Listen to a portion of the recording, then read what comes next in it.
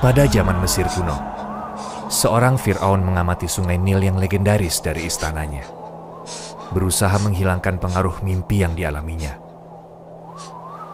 Cemas, khawatir, gelisah. Penyebab kekhawatirannya adalah karena seorang ahli nujum dari kerajaannya yang meramalkan akan lahir seorang bayi lelaki dari bangsa Bani Israel suatu hari yang akan mengakhiri kekuasaannya. Siapa? Bagaimana? Siapa yang berani menantang kekuasaannya yang membuat musuh-musuhnya gemetar? Fir'aun perintahkan tentaranya, yang kemudian mengeluarkan perintah yang tercatat dalam sejarah. Ketuk semua pintu, cari di setiap rumah, temukan mereka yang baru saja melahirkan bayi laki-laki. Bunuh bayi-bayi itu di tempat, perintahku mutlak. Fir'aun yang memberikan perintah brutal semacam itu dengan kemungkinan besar adalah penguasa paling kejam dalam sejarah. Penguasa tirani Mesir dikuasai kesombongan luar biasa, bahkan menyatakan dirinya sebagai Tuhan. Raja Mesir kuno punya pengaruh besar dan diyakini sebagai seseorang yang bertanggung jawab untuk melindungi dunia. Lalu, mengapa Fir'aun menganggap dirinya sebagai Tuhan? Fir'aun menyatakan, "Wahai para pembesar kaumku, aku tidak mengetahui ada Tuhan bagimu selain aku." Surat Al-Qasas ayat 38. Fir'aun disebutkan sebanyak 74 kali dalam Al-Quran. Sebagian besar menerangkan kekejaman dan kesombongannya. Didukung oleh para pelayannya yang setia dan berbakti, Fir'aun menguasai seluruh negeri. Seiring dengan makmurnya Mesir, kekuasaannya semakin bertambah setiap harinya. Dia berkuasa tanpa ada yang menentang. Dia membuat keputusan sesuka hati. Semakin menambah kesombongannya. Sesuai budaya yang populer di Mesir kuno, yakni menerima Fir'aun sebagai Tuhan dan berdoa menyebut namanya di semua kuil di kerajaannya, semakin menambah keyakinannya yang sesat.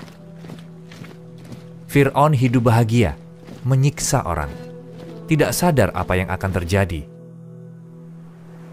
Segera, Allah akan memberikan penghakiman, pelajaran bagi seluruh umat manusia. Namun sebelum kita bahas penghakimannya, mari kita terlebih dahulu perhatikan Mesir kuno. Sungai Nil, salah satu sungai terpanjang di dunia, yang terkenal dengan alirannya sepanjang tahun. Bahkan selama musim panas, menumbuhkan reputasinya sebagai sumber kesuburan dan rezeki yang melimpah. Air sungai Nil menyuburkan tanah yang tandus, membuat tanaman tumbuh subur di muara sungai, dan membuat Mesir menjadi makmur. Kota-kota dan pelabuhan berkembang, memfasilitasi perdagangan, meningkatkan kekayaan negara. Sementara Fir'aun tinggal di istananya.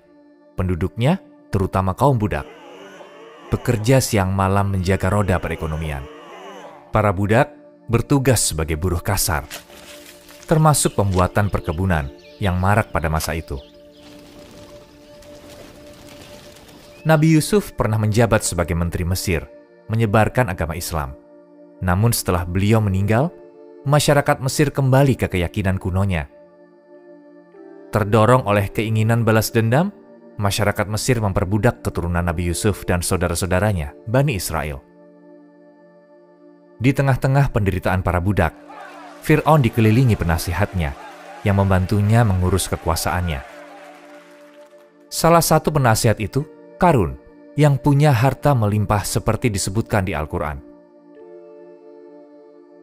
Dan kami telah menganugerahkan kepadanya perbendaharaan harta yang kunci-kuncinya sungguh berat dipikul oleh sejumlah orang yang kuat-kuat.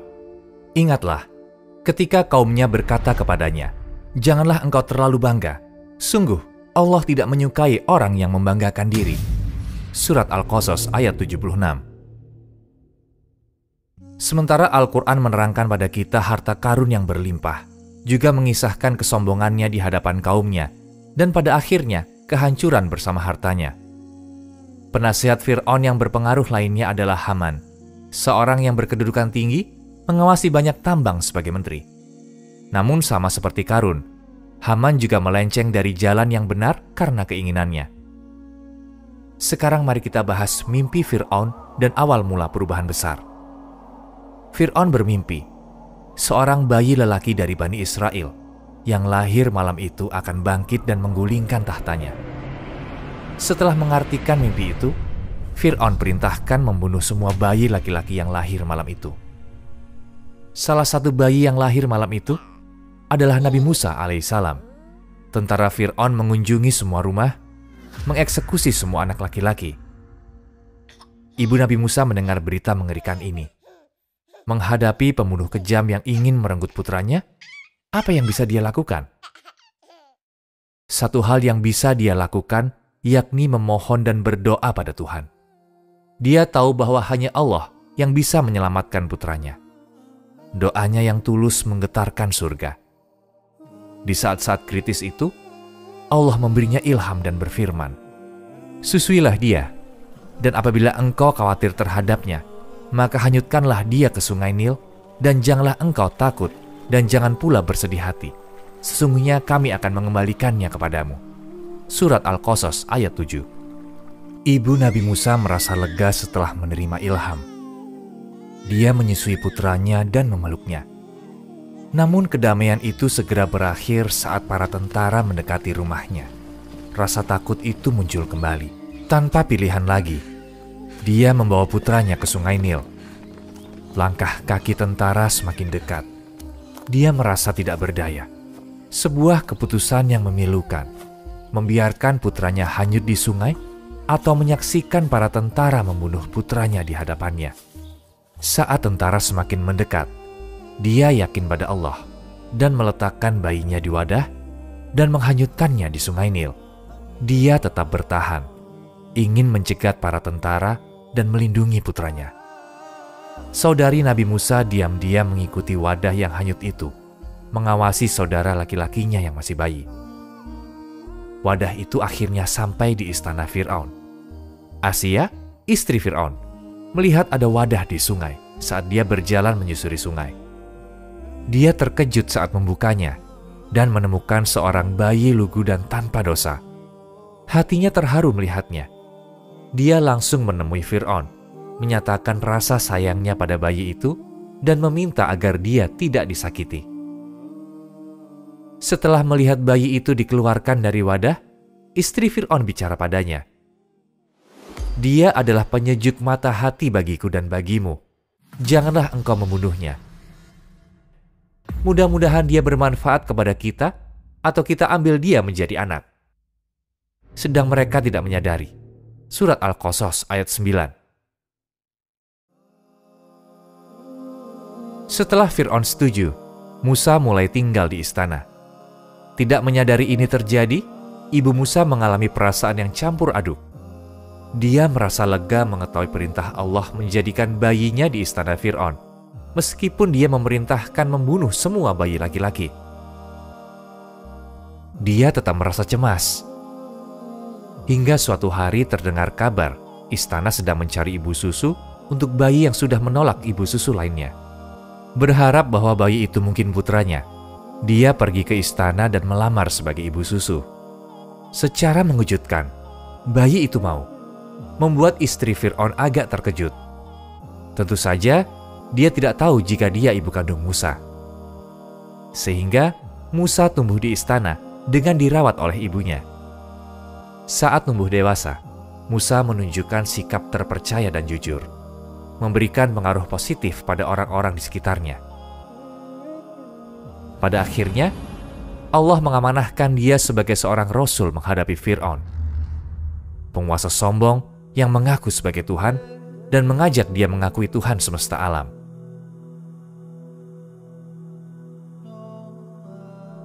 Tugas ini penuh dengan bahaya. Mungkin bisa membuat Musa kehilangan nyawa. Tapi menuruti perintah Allah itu mutlak baginya. Ditemani oleh saudaranya, Harun, Musa menghadapi Fir'aun yang kemudian meminta diperlihatkan keajaiban. Kemudian kami utus Musa dengan membawa bukti-bukti kami kepada Fir'aun dan pemuka-pemuka kaumnya. Lalu mereka mengingkari bukti-bukti itu.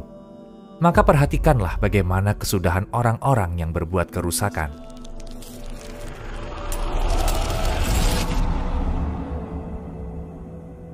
Allah perintahkan Nabi Musa melemparkan tongkatnya, yang kemudian berubah menjadi ular besar. menganggapnya sebagai sihir. Fir'aun memanggil para penyihirnya dan menyuruh mereka untuk menghancurkan sihir Musa. Para penyihir menunjukkan sihir mereka, membuat tali dan ranting terlihat seperti ular di tanah. Tapi, tongkat Nabi Musa menelannya dan menghancurkan ilusi mereka. Para penyihir menyadari tindakan Musa bukanlah tipuan, karena tidak ada manusia yang bisa melakukannya, kecuali tanda-tanda ilahi dari Allah Subhanahu wa Ta'ala dan keyakinan terhadapnya. Walaupun melihat langsung kebenarannya, Fir'aun tetap tidak percaya. Dia tidak suka keyakinan para penyihir terhadap Musa dan mengeksekusi mereka. Sebagai balasannya, Allah menghukum Fir'aun dan penduduknya dengan kekeringan dan penyakit bertahun-tahun karena menolak Rasul-Nya. Mereka dilanda banjir bandang, serbuan belalang, serangan hama dan wabah katak. Namun mereka tidak belajar atau berubah dari semua penderitaan ini. Allah perintahkan Musa membawa pengikutnya keluar dari Mesir, memulai perjalanan berbahaya antara hidup dan mati. Setelah mengetahui keberangkatan Nabi Musa dan Bani Israel, Fir'aun mengirim tentaranya untuk membantai mereka.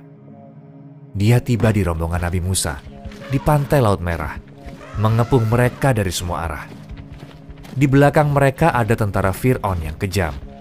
Sementara di hadapan mereka, Laut Merah membentang luas. Di masa kritis ini, Nabi Musa berdoa pada Allah, dan Allah mengabulkan doanya. Setelah semua pilihan habis, doanya yang tulus diterima. Allah yang Maha Penolong perintahkan Musa memukul laut dengan tongkatnya. Secara ajaib, saat Musa memukul air, Laut Merah terbelah, membuat jalur melalui air yang terbelah. Menyaksikan mukjizat ini, para Bani Israel mengikuti Musa menyeberang ke sisi lain laut melalui jalur kering yang terbuka secara ajaib.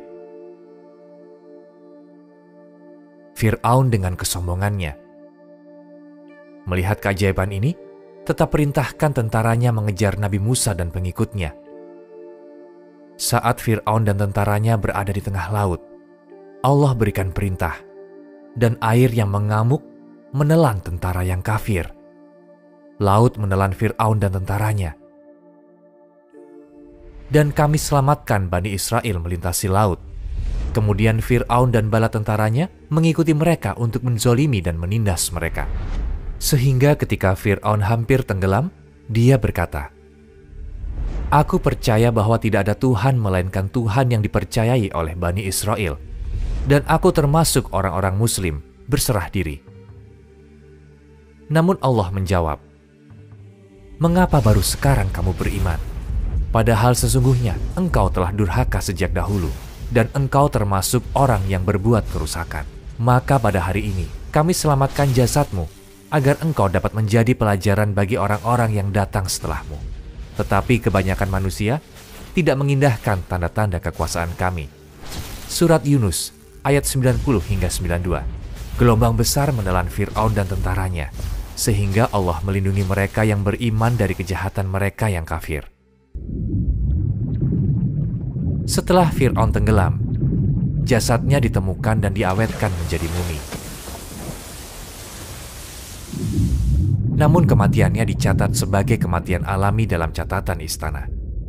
Warga Mesir terkenal suka menyembunyikan kekalahan mereka, tidak mencatat kekalahan yang teramat besar itu. Menariknya, Al-Quran mengungkapkan informasi ini di zaman ketika praktek pengawetan mumi dan ditemukannya makam-makam Fir'aun masih belum populer.